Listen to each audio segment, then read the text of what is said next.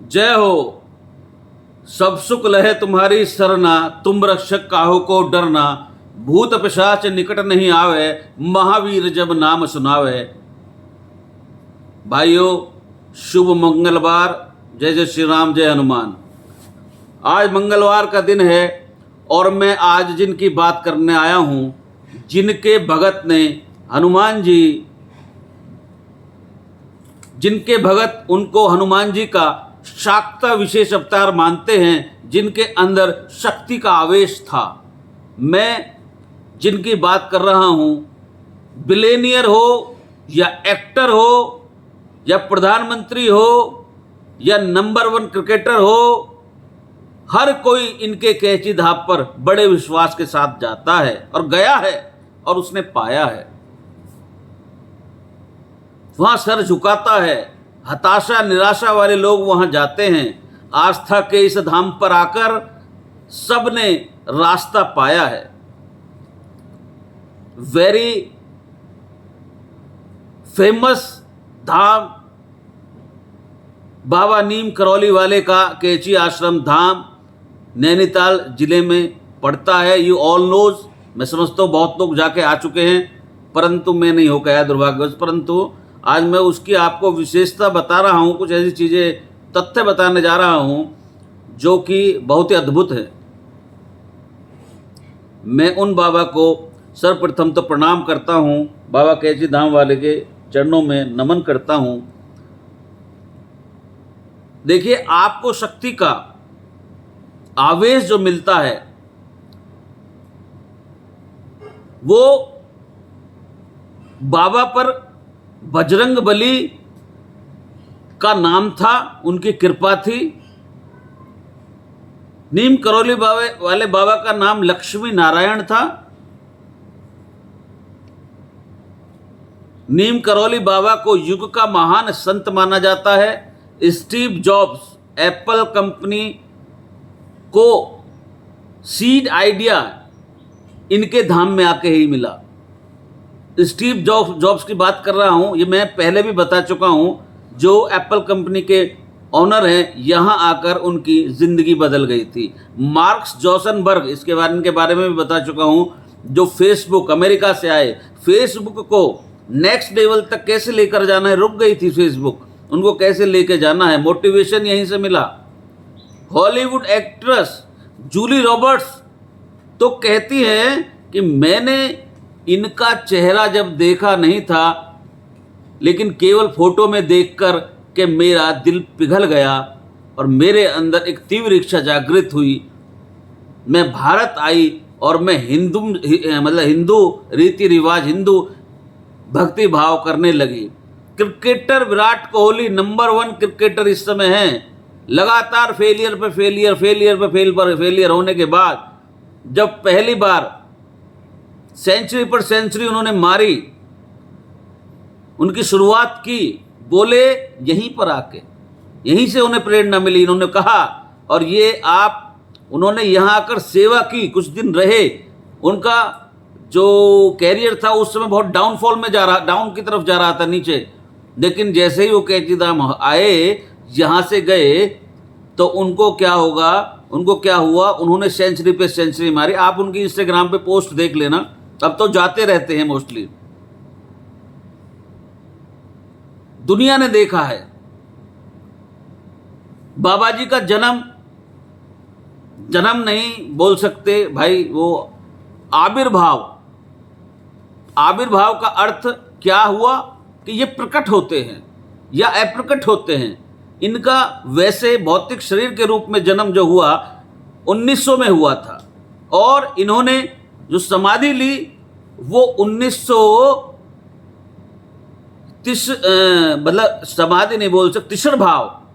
1973 में इन्होंने लिया।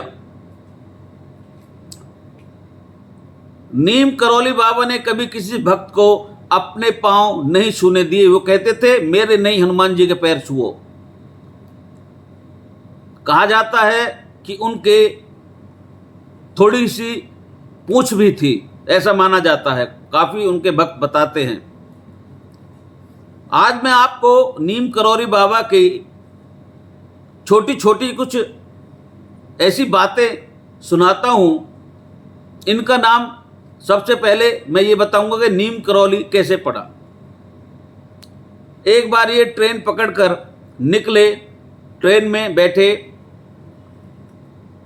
बैठने के बाद इनके पास पैसे नहीं थे। एक अधिकारी जो इनका भक्त था उसने कहा कोई बात नहीं बाबा, आप बैठिए और जाइए, कोई दिक्कत नहीं है, कोई प्रॉब्लम नहीं है। बाबा ट्रेन में बैठ गए। पैसे थे नहीं, टिकट था नहीं। 2-3 स्टेशन पार हुए कि वो जो टिकट चेक करने वाला होता है वो टीटी आ गया उनके पास में। टीटी ने आकर बोला भैया टिकट बाबा जी। तो उन्होंने कहा कि भाई तुम्हारे अधिकारी ने बोला है, उन्होंने मुझे बैठाया, मेरे पास टिकट नहीं है। टीटी बाबा से बोला उतरो, बिना टिकट के बैठ गए हो, उतरो, यहां से बिना टिकट के बैठ गए हो। बाबा ने बोला तुम्हारे अधिकारी ने बोला है। टीटी बोला कोई अधिकारी नहीं मैं जानता, आप उतरो। बाबा जी के साथ अभद्र व्यवहार किया। बाबा जी वहीं उतर गए और वो जो स्टेशन था वह करौली नाम था उस स्टेशन का। और वो वहां से उतरकर पेड़ के, नीम के पेड़ के नीचे बैठकर समाधिस्थ हो गए, समाधि में लीन हो गए। वो ट्रेन नहीं चली। आगे बहुतों को बुला लिया, इंजीनियरों को बुला लिया, सुपर इंजीनियर को बुला लिया, चीफ इंजीनियर आ गए, जितने भी बड़े बड़े टेक्नीशियन थे सब आ गए। लेकिन सबने अपना दिमाग लगा लिया, बुद्धि लगा लिया, परंतु ट्रेन नहीं हिली। सब कुछ करके देख लिया, अटक गई ट्रेन, वहीं पर खड़ी रह गई। वो हरी झंडी वाला हरी झंडी दिखाता रहा भैया निकलना, पर ट्रेन हिली नहीं। सारे अधिकारियों गए, उन्होंने जितने भी क्षमता थी उनके पास सब कुछ लगा के देख ली, परंतु ट्रेन नहीं चली। इसके बाद लोगों ने टीटी से कहा कि आपने बहुत बड़ा अपराध किया है, आप नहीं जानते वो बहुत बड़े संत हैं जिनको आपने उतार के नीचे फेंक दिया। माना नहीं टीटी, पर जब पब्लिक का प्रेशर बहुत पड़ा तो टीटी घबरा गया और उस घबराहट में वह नीचे गया और जहां बाबा बैठे थे पेड़ के नीचे जाकर उन्होंने, बाबा समाधिस्थ थे और बाबा के चरणों में उसने सिर झुकाया। ये करौली स्टेशन पर घटना हो रही है। उनसे माफ़ी मांगी, उनकी आंख खुली, उनसे माफ़ी मांगी और जब माफ़ी मांगी, फर्स्ट क्लास कंपार्टमेंट में जैसे ही बाबा को ट्रेन में बैठाया, ट्रेन चल पड़ी। तभी से बाबा को नीम करौली वाले बाबा के नाम से जाना जाने लगा। आज भी लाखों लोग हर साल कैची धाम आश्रम में जाकर कंबल चढ़ाते हैं।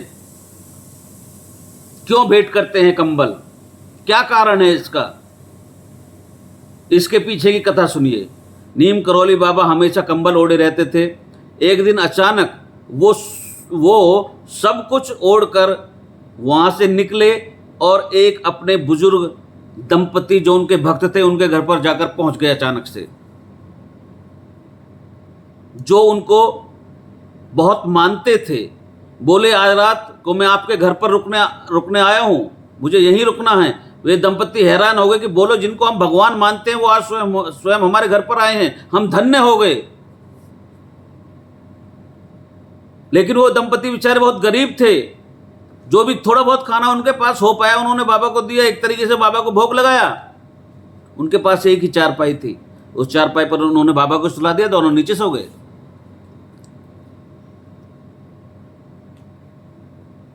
उस दिन रात को जैसे जैसे रात बीती,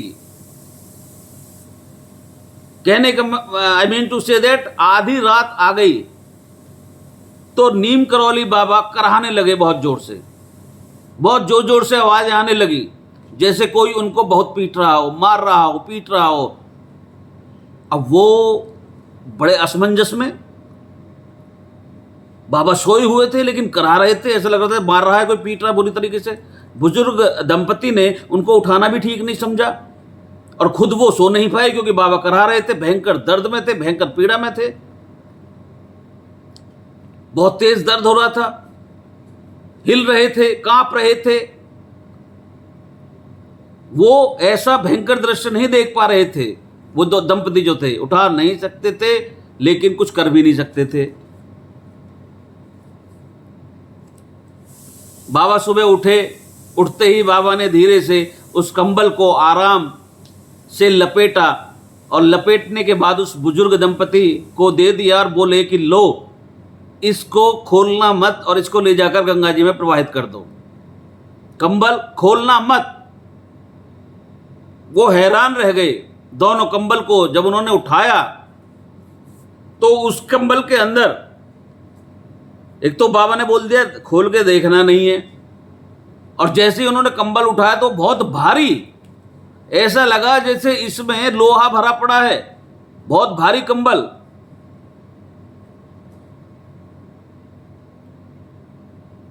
लेकिन गुरुदेव की आज्ञा थी, कंबल नहीं खोल सकते थे। गए और जाकर के उन्होंने प्रवाहित कर दिया।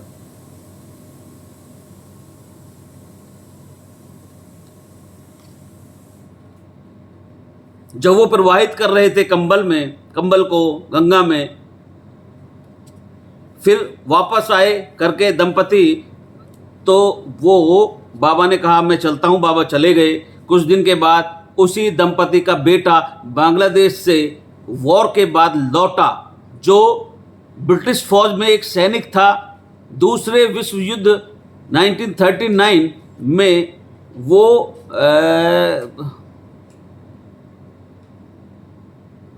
वो तैनात था। किस पर आए मैं भूल रहा हूं, कौन से रेजिमेंट पर तैनात था वो,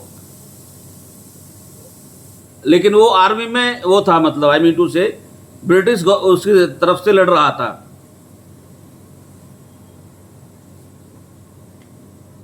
पूछने पर पता चला कि दुश्मन उस रात को, और ये वही रात थी जिस रात बाबा नीम करौली इनके घर आए थे, पूरे दुश्मन की फौज ने उसको घेर लिया और सबको घेर लिया।